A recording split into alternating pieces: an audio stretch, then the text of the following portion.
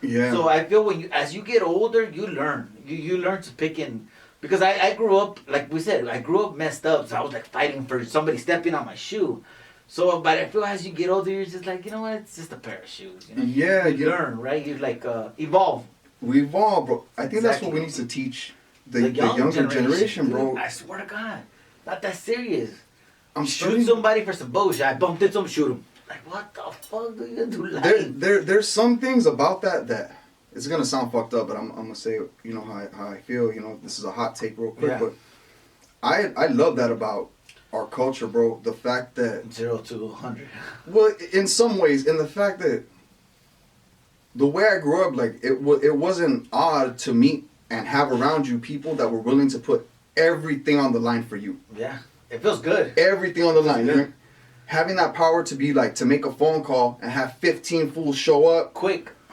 This is a good thing, bro. And I think that when we can learn that there's a time and a place for that. And there is a time when you know what, it's a good thing that you can call 15, 30, 50 people to come that are willing to put everything on the line. But now let's make sure that when we make that call, it's for a righteous cause, bro. Exactly. That it has to Not be some righteous, bullshit. you know? Yeah.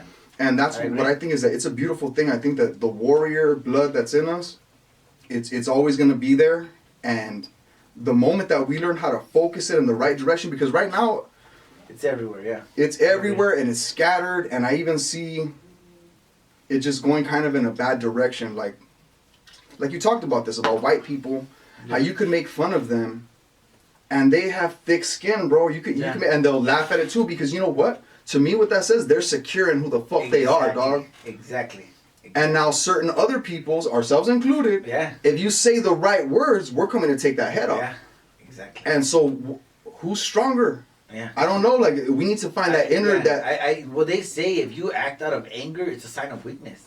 Because like I told you, I was in prison for years, and I used to love reading. When I first went to prison, I was like, reading's fucking stupid. I thought it was stupid, but I learned that not only if you're physically strong, you're just a body, you're just muscle, you're just brain. But if you're mentally strong and physically strong, now you can function. Now you have that, like, okay, maybe I shouldn't do it, like you were saying, like. And that's a perfect example of what you said. The white guy doesn't get mad. Why? Because he's living in Los Feliz, in a nice house. We're living in East LA in a fucking vecindad. You know? So it's hitting us different. It's hitting us. And you know how they say the truth hurts, dog. Yeah. So this is why I always tell even homies on the streets or anywhere, I always tell them, if it bothers you and you're uncomfortable there, make a move. Do something. Because what's the point of you just digging yourself in there and you can't get out? You know, dig somewhere, build something, do something, move something. If you're not willing to, then I mean, you're just complaining, though. At the end of the day, the world is always gonna be full of complainers, because I compare complainers to people who are just saying, "Hey, I'm gonna make this move, or I'm gonna do this," but you're not doing nothing, you know. So I feel us as Latinos, as raza, that's our main setback. We're procrastinators. Yeah. We procrastinate. I mean, we have so much to offer the world, and that's one thing I learned when I was in comedy, because I started going to big shows like the Ice House, the House of Blues, the Comedy Store, right? And every time I walk into these places, I always think, damn, dude, like, the only homie here always, and like I feel like, are they gonna be able to relate? But when I go out there and I start doing, I'm just like, damn, like these people are paying to see me.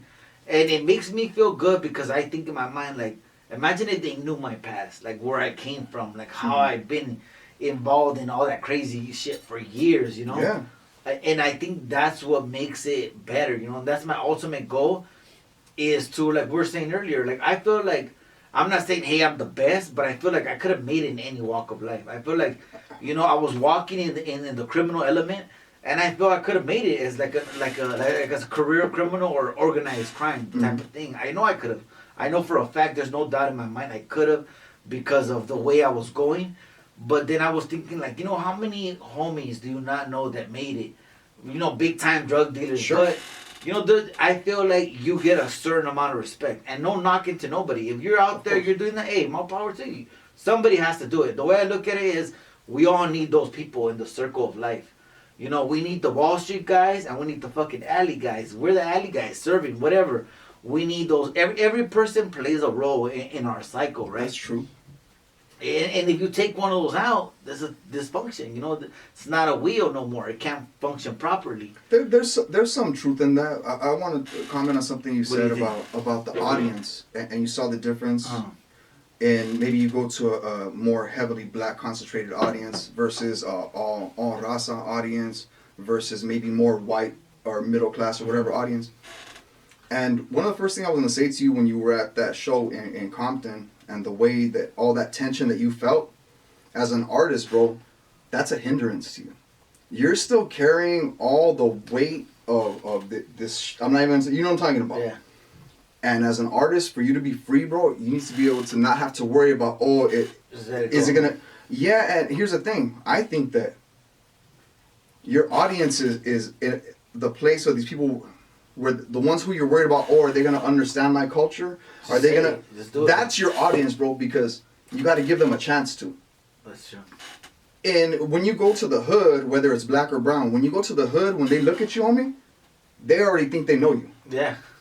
So where the fuck is the interest? Oh, that's another essay from LA. You know, he looks just like that fool that I got. And then when you go with Rasa, he's like, oh, that's just another homie. Like, oh, I got a cousin funnier than you. Yeah, exactly.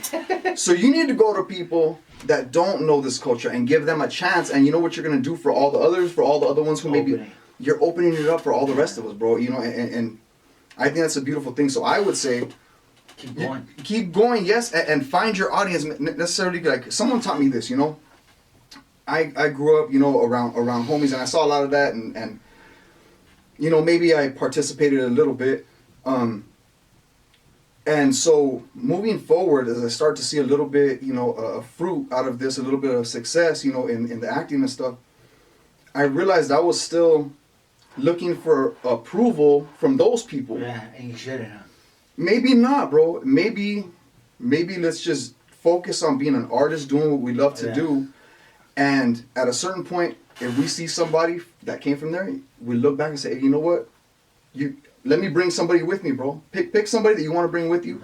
And if they adapt, take them with you. But stick to this audience, bro, that wants to learn about you, not the audience that thinks that they already know you. Yeah, that is true. That's just my...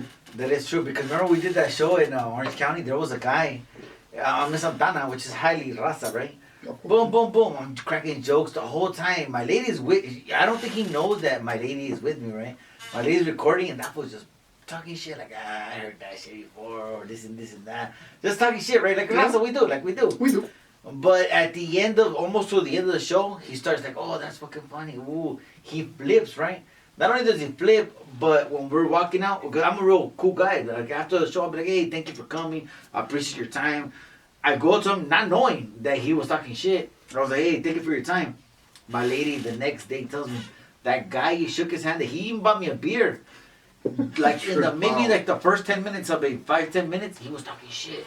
Like you said, I know somebody funny. Oh, yeah. I heard those shit before.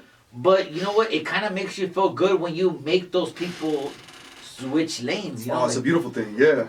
I like that. Oh, that's fun. I wonder, you've probably had a chance to, I don't know if you've done it, but I'm sure you've had the chance to.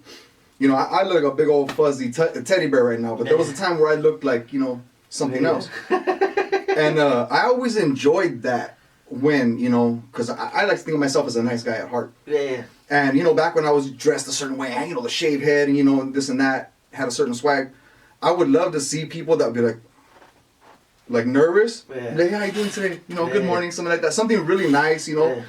And you could just see the shock on their face, you know. Yeah. I always enjoyed that. No, I agree with that. I do. Yeah. I do, and I even do. I feel like it's good. It's like kind of like our job to do it, you know. Because if there's times where you could be the bad guy all day, but it's like, really, do you want to be the bad guy all the time? You know, there's so many bad guys out there, you know. Yeah. It's like, and even then, let's just say you're the baddest motherfucker in the hood. There's gonna be someone. Let's say if you're the baddest motherfucker and you're here, right? Everybody's scared of you, so you know that nobody's gonna blast you, right? But there's gonna be that one day somebody's gonna come when you're peeing in the alley, boom, blast you. Like, why do you want to die like that? You know? Yeah, man. Why? Like, what do you want? Like, it's cool. They say you have to roll with fear and all this, right?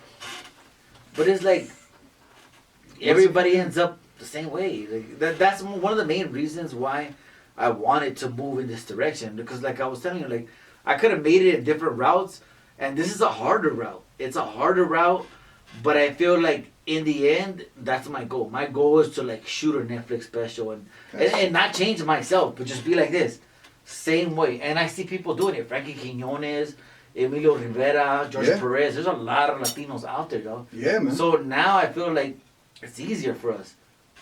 Oh, it ain't gonna be easy. I mean, it's gonna be hard. no. But you know what? No, the opportunities is there, and by having someone that, by seeing like the people that you mentioned, seeing it, I think what it really does for us, bro, is it makes it more possible. Yeah, more real. Because like seeing is believing it. Yeah, right. Rasta were like that. Yeah, because the thing is, you already had 20 people saying, you're not gonna do no shit. Yeah, do shit. So at least you see about 2 or 3 like, wait, no, it's possible. Yeah. No. It makes it just that much easier, bro. Like I seen that thing, that Chicano Hollywood. I was like, what the hell is that? And I'm like, that's cool as fuck. Like.